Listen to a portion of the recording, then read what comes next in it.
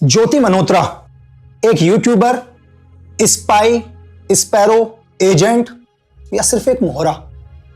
आप लोग डिकोड करो यार। पिछले 2-3 दिन से आप लगातार हर न्यूज चैनल में एक ही नाम सुनाई दे रहा है आपको, ज्योति मल्होत्रा, पाकिस्तान के एक स्पाई। चलो, ज्योति मल्होत्रा पाकिस्तान की एक स्पाई है, एक एजेंट है जो हिंदुस्तान की इंफॉर्मेशन पाकिस्तान पहुंचाती थी, लेकिन इसका हैंडलर 13 मई 2025 को हिंदुस्तान से पाकिस्तान चला गया। एहसान उल रहीम उफ दानिश उफ इकबाल, और भी बहुत सारे नाम होंगे यार उसके।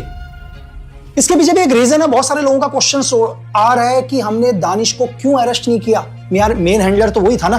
तो मैं आपको यह बताऊं कि 1961 वियना समझौते के तहत, या यूं कहें 1961 वियना कन्वेंशन डिप्लोमेट रिलेशन के तहत, हम किसी भी ऐसे आदमी को अरेस्ट नहीं कर सकते जो किसी हाई कमीशन में काम कर रहा हो या किसी एम्बेसी के अंदर काम कर रहा हो। हम सिर्फ एक ही चीज कर सकते हैं कि आप हमारे देश के लिए सही नहीं हो, आप हमारे देश में जासूसी कर रहे हो, आप 24 घंटे के अंदर हमारा देश छोड़कर जाओगे। सेम हिंदुस्तान ने भी वही किया। 12 मई को उसे बोल दिया गया कि तुम हिंदुस्तान छोड़कर पाकिस्तान चले जाओ, क्योंकि तुम हमारे देश के अंदर क्या कर रहे हो, जासूसी कर रहे हो। और 1961 वियना समझौते के तहत उसे हिंदुस्तान छोड़कर जाना पड़ा। लेकिन अब हम आते हैं ज्योति मल्होत्रा। यार सच में कौन है ज्योति मल्होत्रा? क्यों आज हर न्यूज चैनल, हर ट्विटर, हर मैसेज सिर्फ ज्योति मल्होत्रा को लेकर आ रहा है? क्या ऐसा तो नहीं है कि पहलगांव का गुस्सा अभी भी लोगों के अंदर आक्रोश बना हुआ है, जो होना चाहिए? अगर सच में ज्योति मल्होत्रा एक स्पाई है तो 121A के तहत, आईपीसी के तहत उसके ऊपर भी वही मुकदमा चलाना चाहिए जो अफजल गुरु के ऊपर चलाया गया था।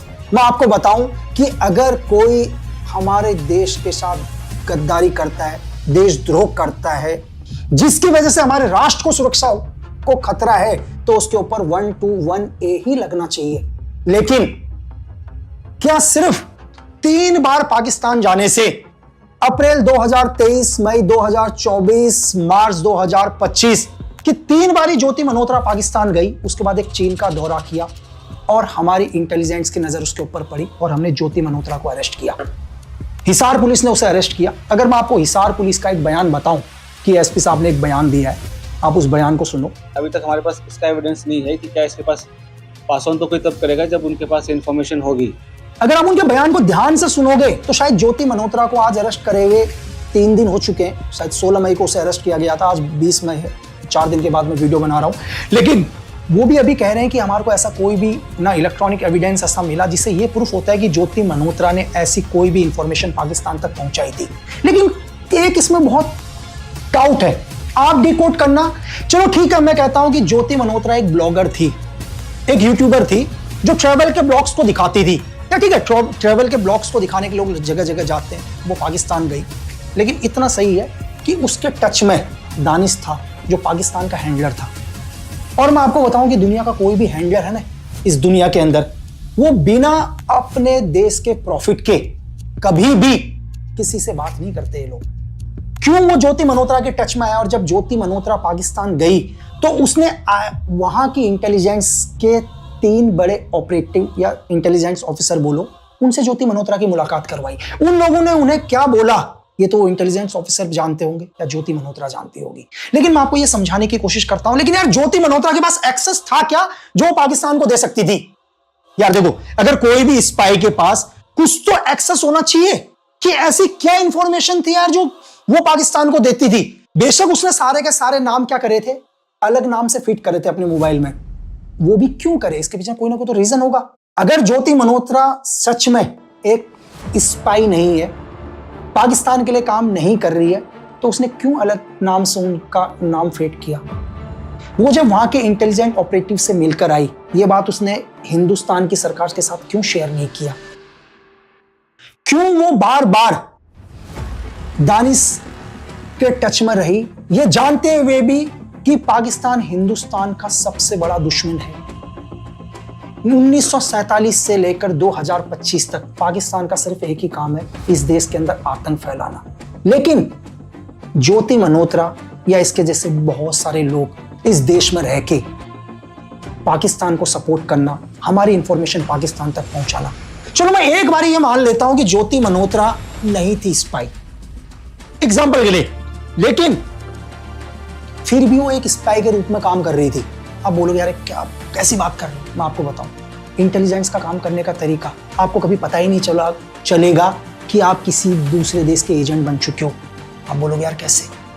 आपको पता ही नहीं चलेगा, आप जाने अनजाने में अपनी हर इंफॉर्मेशन उस देश तक पहुंचा रहे हो। जो पाकिस्तान खुद एड फंडिंग में जिंदा है, जो खुद यूएस के और चाइना के रहमो करम पर पल रहा है, वो पाकिस्तान क्यों ज्योति को फंड दे रहा है यार? क्यों मदद कर रहा है? कुछ ना कुछ तो बेनिफिट उठा रहा है। बेशक कोई भी इलेक्ट्रॉनिक डिवाइस हो या ऐसे कोई एविडेंस नहीं मिले, लेकिन सिर्फ एक चीज इसमें ऐसी है जो कहीं ना कहीं सोचने पर मजबूर करती है कि एक ब्लॉगर से इंटेलिजेंट ऑपरेटिव क्यों मिलेंगे पाकिस्तान के। देखो, ज्योति मल्होत्रा, हो सकता है दानिश ने उनको बोला होगा कि यार आप ब्लॉग्स बनाओ, हम आपको सपोर्ट करेंगे, पैसे से लेकर किसी भी चीज तक। बेशक दानिश ने उसे स्टार्टिंग में नहीं बताया कि तुम पाकिस्तान के लिए काम करो, चलो एक इस बात को मान लेते हैं। सेकंड, जो इंटेलिजेंट ऑपरेटिव उसे पाकिस्तान की धरती में मिले, उन्होंने भी नहीं कहा होगा, चलो मैं एग्जांपल के लिए बोल देता हूं कि वो इंटेलिजेंट ऑपरेटिव बन के मिले ही नहीं, हो सकता है कुछ और बनकर मिले हो, क्योंकि अपनी आइडेंटिटी कभी वो बताएंगे नहीं। तो भी हम मान लेते हैं कि उसने कहा होगा कि यार ठीक है, तुम एक यूट्यूबर हो, ये हो, तुम हमारे पाकिस्तान को भी क्या करो, दिखाओ। अब एक यूट्यूबर क्या होता है? एक यूट्यूबर यार कभी भी जाता, आपने देखा होगा, किसी अगर कोई फूड का ब्लॉग बना रहा हो, किसी रेस्टोरेंट में जाएगा तो खाने की बात करेगा, कभी ये नहीं बोलेगा यार खाना गंदा है। सेम ज्योति मल्होत्रा ने भी पाकिस्तान की जगह को एक्सप्लोर करना शुरू किया और पाकिस्तान का एक सॉफ्ट कॉर्नर रखना शुरू कर दिया। ये एक चीज है, हो सकता है कि वो जानबूझ के भी रख रही हो, लेकिन सिर्फ मेरे दिमाग में एक ही क्वेश्चन है, अगर मैं दानिश की जगह होता या मैं उन इंटेलिजेंट ऑपरेटिव की जगह होता, क्योंकि ज्योति मल्होत्रा के पास मुझे नहीं लगता कि ऐसा कोई एक्सेस था जो पहुंचा सकती थी, लेकिन फिर भी, क्योंकि मैं उसे पाकिस्तान का सॉफ्ट कॉर्नर रखने के लिए नहीं बोलूंगा, क्योंकि वो सच में अगर मेरी एक स्पाई के रूप में काम कर रही होती, क्योंकि मुझे पता है अगर वो पाकिस्तान का सॉफ्ट कॉर्नर रखेगी तो कहीं ना कहीं हमारी इंटेलिजेंस की तो नजरों में आएगी ना यार। सिर्फ एक बात, लेकिन हो सकता है कि मैं यहां पर गलत हूं, हो सकता है कि जानबूझ के आईएसआई ने ही एक ऐसा प्लान किया हो कि यार कोई ना कोई तो, देखो मैं भी ये सोच रहा हूं, क्योंकि मैं आपको बता रहा हूं कि सीक्रेट सर्विस की दुनिया आप सोच नहीं सकते किस हद तक जा सकती है। क्या पता उन्होंने यही प्लान किया हो कि हम लोग इस पर सोचेंगे यार कि अगर सच में हमारी स्पाई होती तो क्यों पाकिस्तान का सॉफ्ट कॉर्नर रखती। ये चीज जानबूझ के भी होती है। बहुत सारे लोगों का क्वेश्चन यही होगा कि यार क्यों पाकिस्तान का सॉफ्ट कॉर्नर रखेगी, क्योंकि सेम आईएसआई एजेंट ने सोचा कि अगर हम पहले इससे पाकिस्तान का सॉफ्ट कॉर्नर रखेंगे तो कहीं ना कहीं जब इन फ्यूचर के अंदर इंडियन इंटेलिजेंस इसको अरेस्ट करेगी तो एक बात वो सोचेगी यार अगर सच में स्पाई है तो क्यों पाकिस्तान का सॉफ्ट कॉर्नर रखेगी, ये तो हिडन वर्क करेगी ना, जैसा मैं सोच रहा हूं। लेकिन हो सकता है मैं गलत सोच रहा हूं। अगर जो मुझे लगता है कि अगर ज्योति मल्होत्रा के पास पाकिस्तान को चीज देने के लिए थी एक्सेस के मामले में, वो एक बहुत बड़ा एक्सेस था उसके पास जो पाकिस्तान की आईएसआई की हेल्प कर सकती थी। उस पर मैं बाद में आऊंगा। पहले एक चीज कि ज्योति मल्होत्रा एक ट्रैवल ब्लॉगर थी, वो जगह जगह को एक्सप्लोर कर सकती है नॉर्मली तरीके से, और वो यार कोई भी पाकिस्तान का आदमी आकर भी वो चीजों को रैकी कर सकता है इनडायरेक्ट तरीके से। लेकिन ज्योति मल्होत्रा किसी भी ऐसे सेंसिटिव एरिया के अंदर तो वो भी एंटर नहीं कर सकती। ऐसा तो है नहीं कि ज्योति मल्होत्रा बोले मैं एक ट्रैवल ब्लॉगर हूं और बोले यार मुझे इंडियन आर्मी के अंदर का ब्लॉग करना है, पॉसिबल ही नहीं है भाई।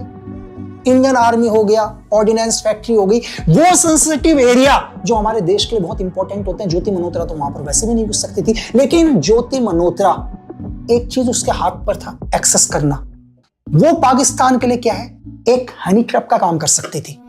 अगर मैं होता एक किसी दूसरे देश की लड़की जो एक नॉर्मल है, एक ब्लॉगर है, चलो ठीक ठाक सी दिखती है, उसके पास एक पॉइंट है कि वो अपने देश के किसी भी ऐसे आदमी को हनी ट्रैप कर सकती है जो मेरे लिए काम का हो। कहीं आईएसआई का ये प्लान तो नहीं था कि ज्योति मल्होत्रा इंडिया के ऐसे आदमी को हनी ट्रैप करे जिसे बाद में आईएसआई ब्लैकमेल कर सके और अपने बहुत सारे काम निकाला जा सके। ऐसे बहुत सारे इंसिडेंट हुए। अगर आप बैक में चले जाओ तो हिंदुस्तान के अंदर ही अकेला ऐसा इंसिडेंट नहीं है। मैं आपको बताऊं, एक आईपीएस ऑफिसर यार जो एलटीटी के ऑपरेशंस कर रहे थे, श्रीलंका भी गए थे, वो खुद हनी ट्रैप हो गए।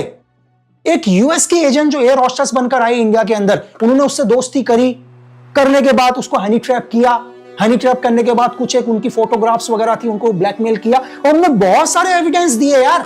ये सिर्फ मैं कह रहा हूं, मेरे पास कोई एविडेंस नहीं है, मैं सिर्फ डिकोड करने की कोशिश कर रहा हूं कि आईएसआई ज्योति मल्होत्रा से क्या काम निकलवा सकती थी।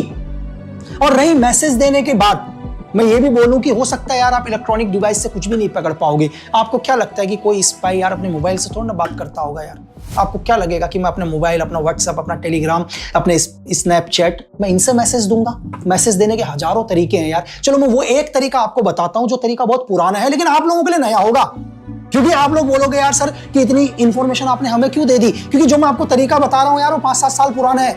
5 साल पहले क्या करते थे हम लोग भी? अगर मुझे भी किसी से बात करनी होती थी तो मैं पहले बोलता था कि हमारे हिंदुस्तान के अंदर एक न्यूज चैनल आता है, एग्जांपल के लिए कोई भी, आज तक हो, जी न्यूज हो, XYZ हो, मैं 8 बजे आऊंगा और जी न्यूज का ये लाइव देखूंगा, ठीक है? और मैं इस नाम से करूंगा और मैं कमेंट्स पे बात करता रहूंगा नीचे। और वहां भी वो बंदा क्या करता था, उसी चैनल को खोल के रखता था और मेरे कमेंट्स को पढ़ता था। अब उन कमेंट को भी डिलीट कर देता था यार मैं। न्यूज चैनल में भी हम लोग बात करते हैं आराम से। ये 10 साल पुराना है यार। आज तो आप छोड़ दो, मैसेज देने के हजारों तरीके हैं, लेकिन मैं अपना मोबाइल फोन वगैरह यूज नहीं करूंगा तो बहुत नॉर्मल है यार। ये इलेक्ट्रॉनिक एविडेंस मिलना तो बहुत ही मुश्किल है। लेकिन सिर्फ मैं ये कहना चाह रहा हूं, क्या सच में ज्योति मल्होत्रा एक स्पाई का काम कर रही थी? क्या सच में वो आईएसआई को कोई एविडेंस देती थी? या सच में उसने किसी को हनी ट्रैप किया? या सिर्फ ज्योति मल्होत्रा अपने नाम को कमाने के लिए व्यूवरशिप के चक्कर में फंसती गई? ये आप डिकोड करो और आप सोचो कि क्या वो एक स्पाई है या एक मोहरा। और फिर लास्ट में एक ही चीज कि इस दुनिया में देश प्रेम से बड़ा कोई धर्म नहीं होता यार।